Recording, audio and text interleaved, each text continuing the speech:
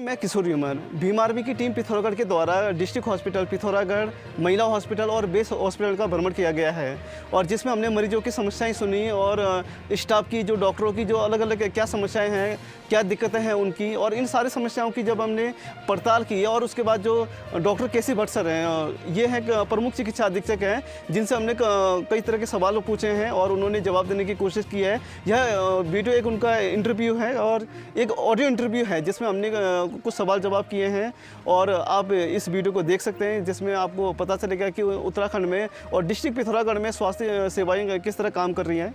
धन्यवाद। जय P.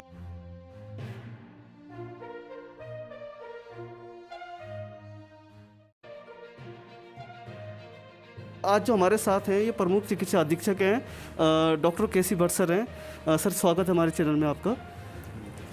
Sir, आपसे कुछ सवाल हैं कि एक तो यहाँ पर जो डिस्ट्रिक्ट हॉस्पिटल में आए दिन मरीजों की लगातार डेथ हो रही है और उसका कारण जब हमने मरीजों से भी बात की, एक तो हमें जानकारी मिल गई, एक तो सुविधाओं का अभाव है और मशीनों की दिक्कत है, जो चाहे वो MRI CT स्कैन मशीन हो या जो स्टाफ की कमी है या क्या क्या जो दिक्कतें आ रही है आपको यहाँ पर काम करने में।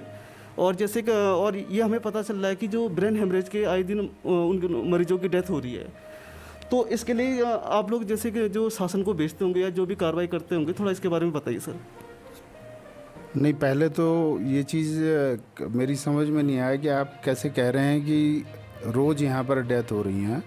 मेरे संज्ञान में तो ऐसा नहीं है, लेकिन हॉस्पिटल में अगर कोई सीरियस मरीज़ आता है, जैसे आपने कहा ब्रेन हेमरेज का मरीज़ आता है, तो अब हमारे यहाँ पर CT की सुविधा उपलब्ध है।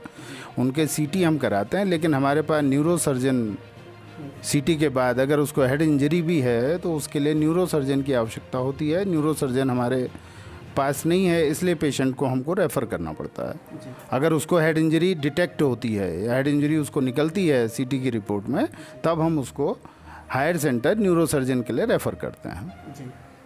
और यहाँ पर जो क्या डॉक्टर और जो स्टाफ है वो पर्याप्त है सर यहाँ पर? हमारे पास न्यूरो सर्जन नहीं है, रेडियोलॉजिस्ट नहीं है और स्किन स्पेशलिस्ट नहीं है, कार्डियोलॉजिस्ट नहीं है। उसके अतिरिक्त हमारे पास सारी सुविधाएं हैं, सारे डॉक्टर्स हैं। जी। तो इसके लिए सर आपने शासन को या आप लोग जैसे कार्रवाई के माध्यम से, लेटर के माध्यम से हम बार बार ये अवगत का हर महीने की सूचना जाती है, हर माह उसमें स्टाफ पोजीशन की हमारी सूचना जाती है, जिसमें शासन को अवगत कराया जाता है। तो वहाँ से कुछ जवाब आ रहा है सर इसमें आगे सुधार होने की? रेडियोलॉजिस्ट का अपॉइंटमेंट हुआ है अभी, लेकिन उन्होंने अभी तक ज्वाइन नहीं किया है। अब वो कब ज्वाइन करते हैं ये अब देखिए आने वाले समय में। अपॉइंटमेंट रेडियोलॉजिस्ट का हो चुका है यहाँ पे। तो ये जो स्टाफ की कमी जो बनी हुई है, तो सरकार का अभी तक कुछ कहना कि इसमें कब तक जो यहाँ पर सारा स्टाफ है या डॉक्टर? मैं कह रहा हूँ कि रेडियोलॉजिस्ट का अपॉइंटमेंट हुआ है यहाँ पर, लेकिन अभी वो ज्वाइन करने नहीं आए हैं। हमारे पास सर्जन हैं, सर्जन 2-3 सर्जन हैं हमारे पास। 3 इस समय अस्पताल में 3 ENT सर्जन हैं हमारे पास, 2 फिजिशियंस हैं, एक कार्डियोलॉजिस्ट और वो नहीं है हमारे पास। रेडियोलॉजिस्ट अपॉइंट हो चुका है। स्किन स्पेशलिस्ट भी एक हमने CMO ने अपने स्तर से एक दिया हुआ है।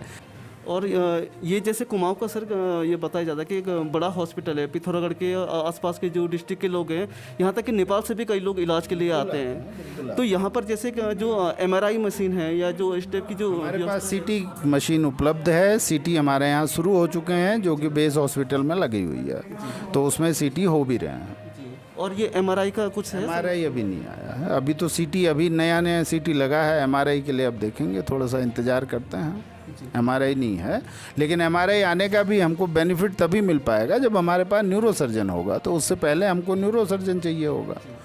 ठीक है, तो न्यूरो सर्जन अगर आ जाता है तब तो MRI की इम्पोर्टेंस है, क्योंकि अभी भी CT में अगर ऐसी कोई प्रॉब्लम आती है, हेड की कोई आती है, हेड इंजरी की कोई दिक्कतें आती हैं, तो हमको न्यूरो सर्जन के पास उसको भेजना ही पड़ेगा मरीज़ को। और थोड़ा सा मैं आप लोगों की तरफ से, आप मीडिया से जुड़े हुए हैं, उससे जुड़े हुए हैं, तो मेरा ये कहना है कि अस्पताल, भाई हम सब लोगों का अस्पताल है, हमें भी अस्पताल में आना पड़ सकता है, आपको भी आते हैं, हमारा परिवार भी आ सकता है। बगैर तथ्यों को जाने जो मीडिया की तरफ से चीज़ें निकाली जाती हैं वो नहीं होनी चाहिए। उससे डॉक्टरों का, जो डॉक्टर काम कर रहे हैं, दिन रात लगे हुए हैं, पिछले 1.5 वर्ष से लगातार कोरोना में जूझ रहे हैं और इतना उनको काम करना पड़ रहा है, बगैर तथ्यों को जाने हुए या कैसे डेथ हुई, क्या हुआ, क्या कारण रहा, तो वो चीज़ें मीडिया में नहीं आनी चाहिए। उससे डॉक्टरों के मानसिकता पर भी असर पड़ता है और उनकी कार्य क्षमता पर भी असर पड़ता है। तो उस तरह से वो लोग भी जो होते हैं, इतना काम करने के बाद भी उनको कुछ नहीं मिलता है, केवल बदनामी मिलती है कि उन्होंने मार दिया। डॉक्टर कभी भी ये नहीं चाहता है कि उसके मरीज़ का नुकसान हो, कभी भी उसके दिमाग में ये चीज़ नहीं रहती है। मरीज़ उसके लिए मरीज़ होता है, हमारी रोजी रोटी है वो। हम मरीज़ का नुकसान नहीं चाहते हैं, ना उनके परिजनों का चाहते हैं। और जो भी इस तरह की चीज़ें होती हैं उससे हमारी कार्य क्षमता पर प्रभाव पड़ता है। एक सवाल और है सर कि जैसे कि यहाँ पर जो दवाई हैं, कई बार जो मरीजों को जैसे जो बीपीएल परिवार के या जो गरीब परिवार से आने वाले लोग हैं वो दवाई खरीद नहीं पाते, तो उनको बाहर से दवाई खरीदनी पड़ रही है। तो इस पर थोड़ा कुछ बाहर से दवा करने के लिए आप लोगों ने अभी देखा होगा, सरकार की तरफ से भी बराबर कोशिश जारी हो रही है। मेरे सामने ये सारी चीज़ें रखी हुई हैं।